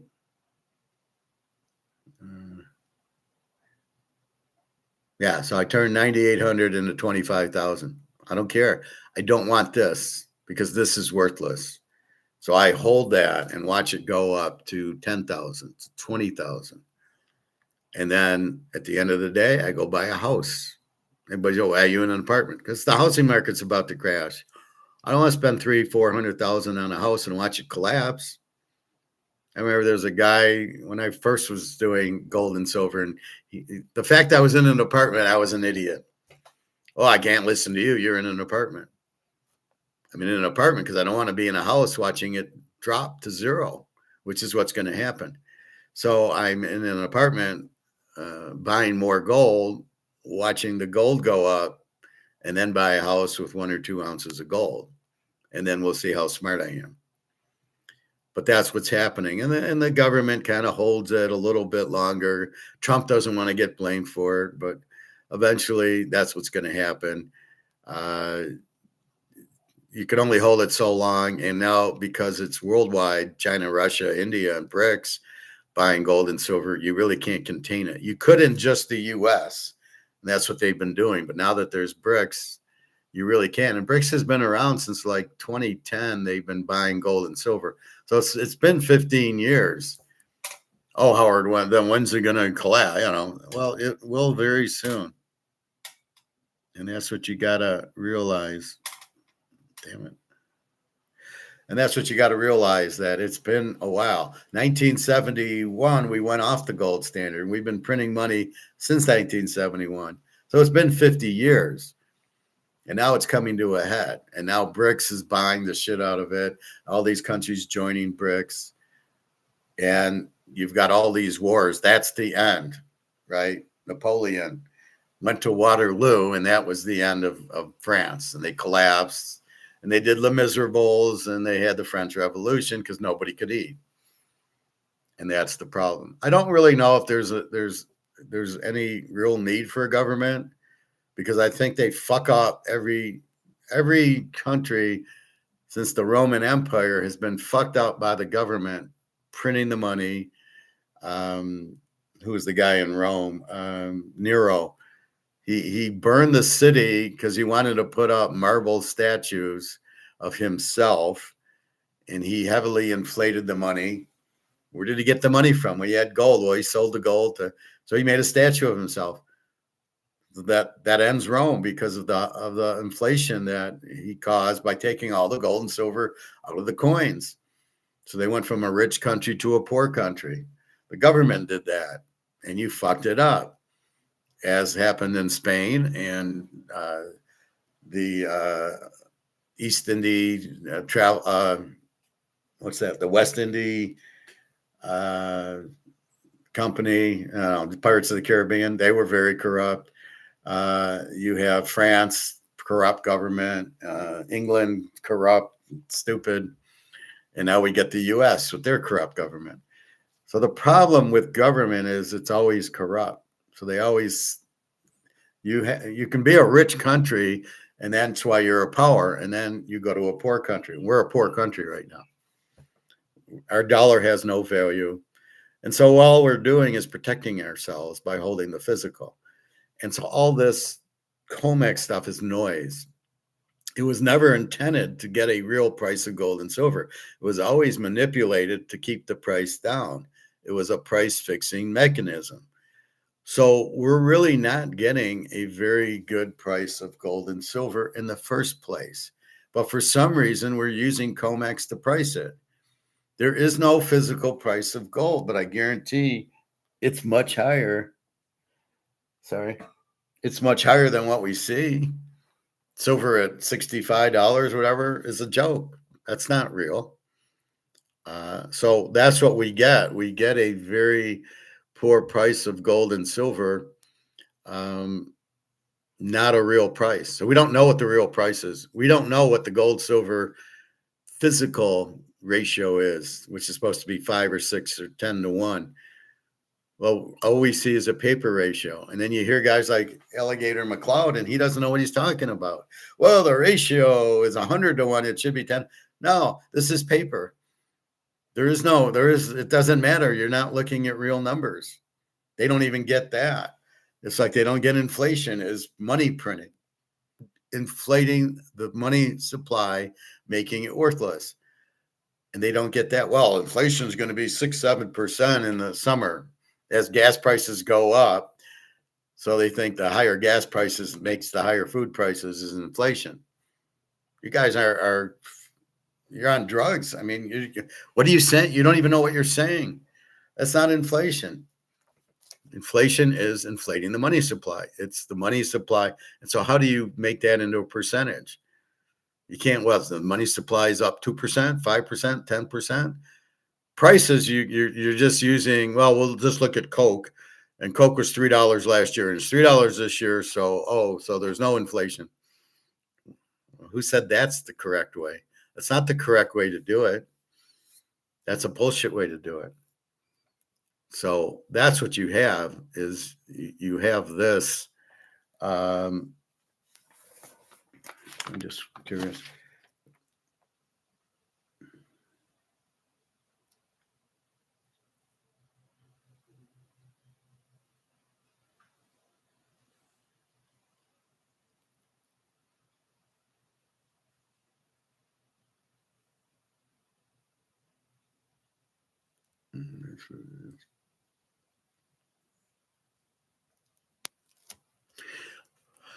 So that's what you have. You have this game being played, and they keep you in the dark. They don't teach you this, so people don't understand because they don't know, and so they're just kind of listening. Oh, Ray Dalio or Grom Lukeman or Luke Groman or Peter Schiff or all Andy Schiff, all these idiots talk, and they don't know what they're saying. They're just salesmen. Ray Dalio, oh, he's a billionaire, so that means he knows. No, that means he's probably a scammer, and he like Madoff. So Madoff was a billionaire. Did Madoff know anything?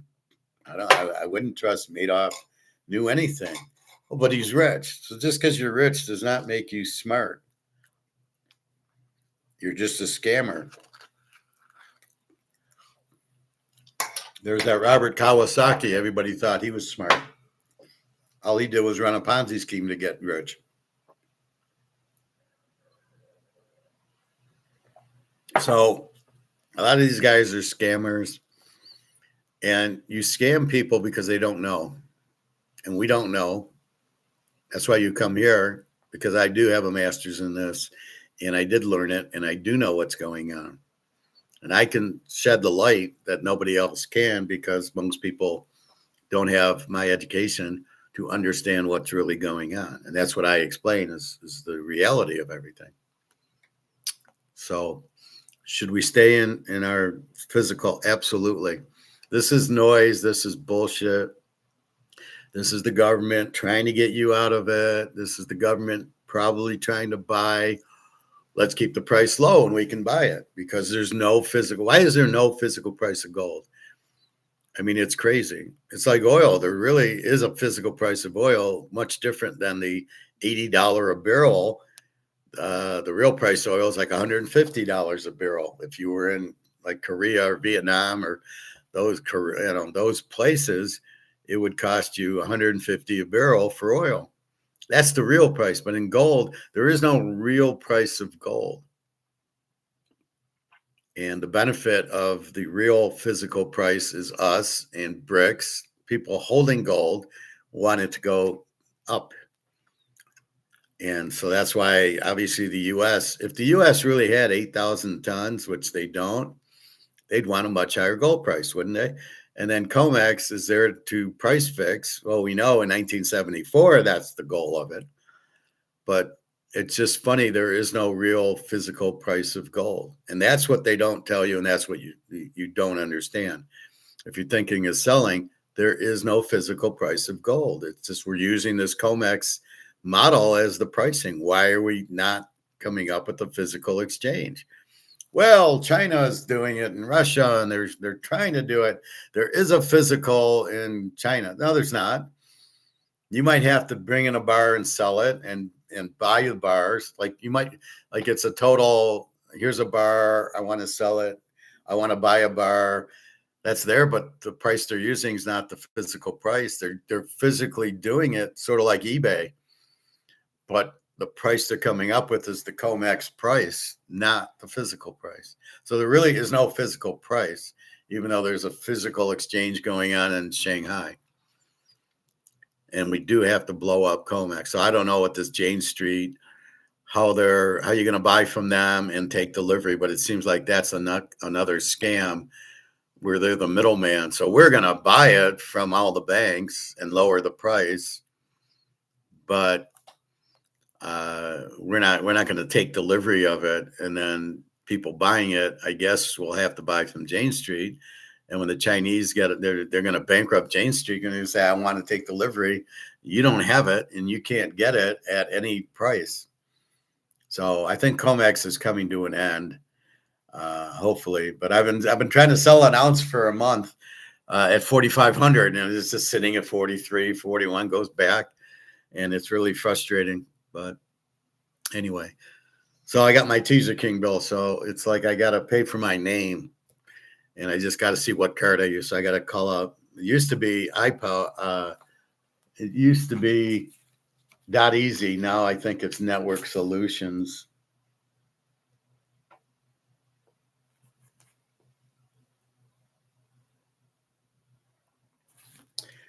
that took it over. So I just got to make sure what card they're hitting.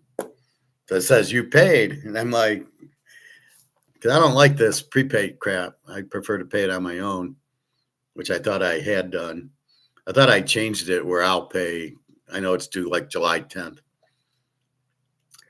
Anyway, that's what's going on.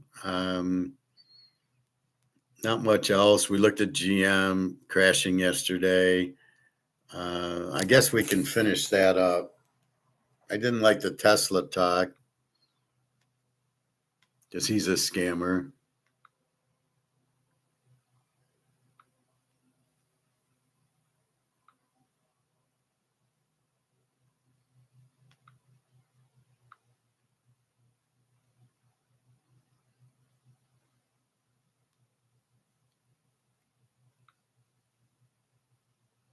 AARP members get special rates on customizable manufactured home cover. Planet. This is where the story takes a turn nobody expected. The years after the EV1 brought a different kind of failure.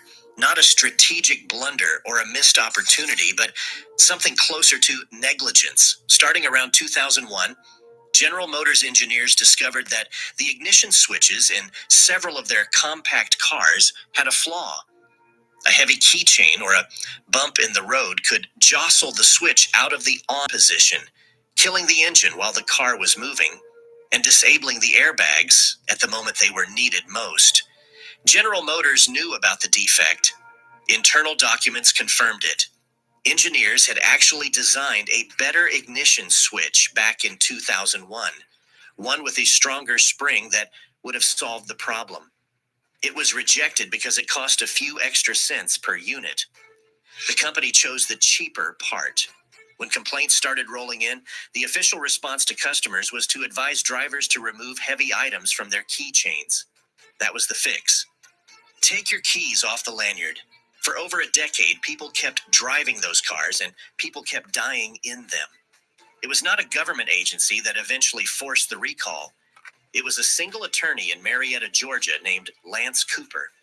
He was representing the family of a young woman killed in a crash and obtained thousands of pages of internal General Motors documents through discovery. Those documents proved that General Motors had known about the defect for years and deliberately chosen not to fix it because the repair would have cost a few dollars per vehicle. When General Motors finally issued the recall in February 2014, it initially acknowledged 13 deaths. By the time the compensation fund finished its work, that number had climbed to 124. Nearly 30 million vehicles were recalled worldwide. An internal investigation described an 11-year pattern of incompetence and neglect. If you are wondering how a company survives something like that, here is the answer. It barely did. By the time the ignition switch scandal became public, General Motors had already been through its darkest chapter. The 2008 financial crisis did not create General Motors problems, but it stripped away every cushion the company had been leaning on.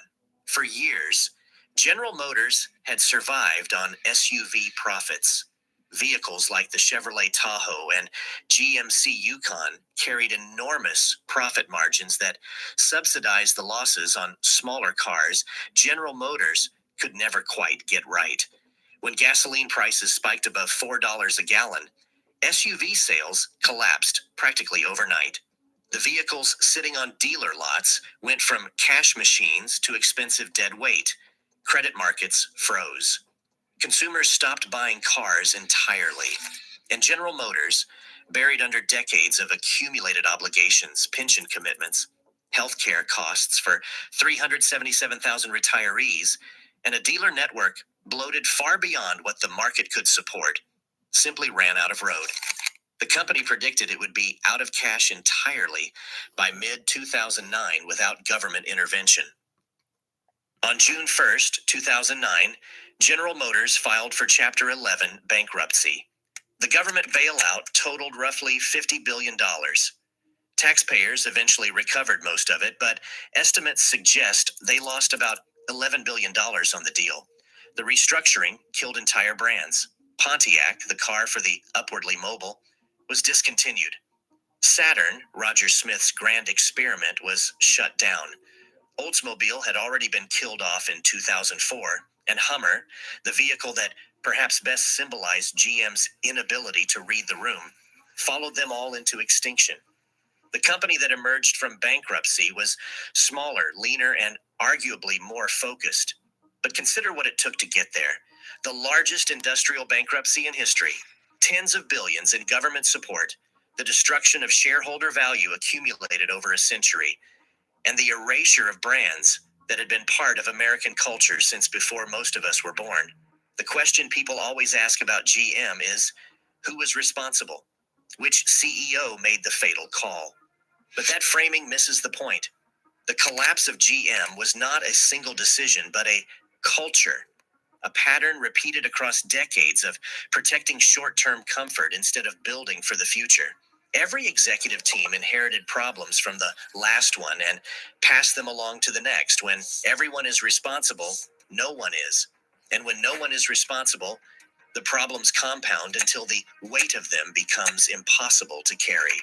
Alfred Sloan built General Motors by understanding what customers wanted before they knew it themselves. Somewhere along the way, the company decided it could tell customers what to want instead. The distance between those two ideas is the distance between 50% market share and a bankruptcy courthouse. GM is still here. It is profitable. It is investing billions in electric vehicles, decades after crushing the ones it already had. The Chevrolet Bolt came and went. The company has staked its future on a new electric platform and a battery technology called Ultium.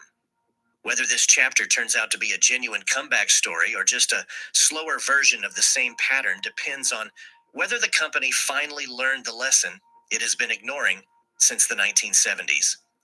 That the market does not care how big you used to be. It only cares about what you are building right now. So let's see. They're going to an electric car. Is there demand for an electric car? No.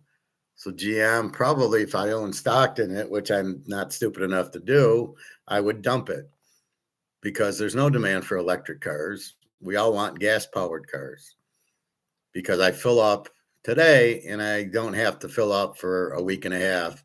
And there's gas stations all over and it's cheap and you just go from there. So why would I buy GM stock? And why is GM going to an electric thing? They're going all electric. This makes zero sense. Again, you've got to read the market. Does the market say everybody wants electric cars? No. Just like everybody wants Bitcoin. No.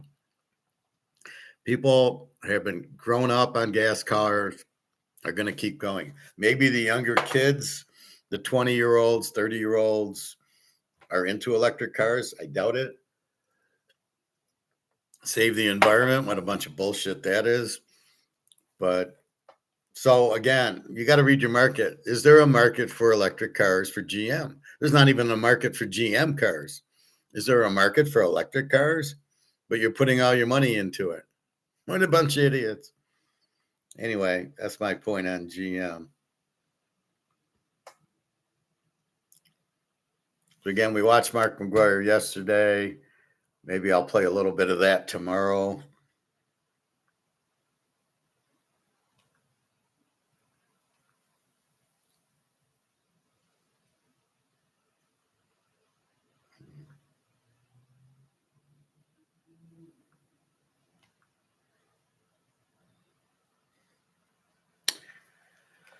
So we will see. So you have your baseball, 2 plays today. Take Philadelphia, Sanchez, 3 units. Take Miami with Max Meyer, who's on a big winning streak, 3 units. I've got 1, 2, 3, 4, 5, 6. I put Miller 1 play down twice. 7, 8, 9, 10, 11. I got 12 plays. And you can see the way I figure the games. I don't like when people bet, well, I can only take my best 3 or this 4 or 5 or have a certain number. If I like a game, I play it. And like yesterday, I have 9 plays. I go 6-3. I make 7 units. Well, I don't know. I'm going to lose the Cubs game. I don't know I'm going to lose Pitt over. And I don't know I'm going to win Arizona and the Dodgers over. So you don't know which ones you're going to win and lose. You're going according to the streaks, the pitchers, the way the teams are playing, and off you go. If you notice, I'm not even using team streaks anymore.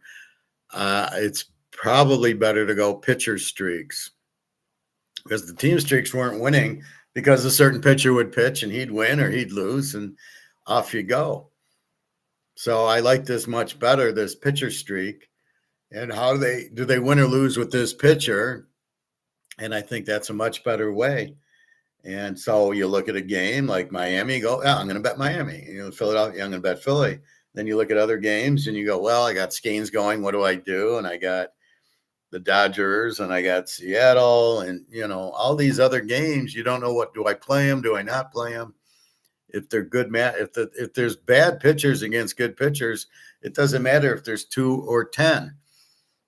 It's the same thesis. You're going to bet good against bad, or too good, you're betting under, too bad, you're betting over. And if you happen to have a day like this where I got all these stud pitchers going, then you just play, wow, wait, I've taken Philly and Miami. I can't play Skeens because that would be 3 picks. I mean, that's just idiotic. So anyway, that's what we got. I think I'm going to go out and buy Gray Sports Almanac soon and go from there. Otherwise, I think that's it. I got to check with Network Solutions and see which credit card they hit, and hopefully it's the right one. www.teaserking.com. Have a good day. Take care, everybody. Enjoy, and good luck on the baseball. And I'll see you tomorrow. All right. Take care. www.teaserking.com.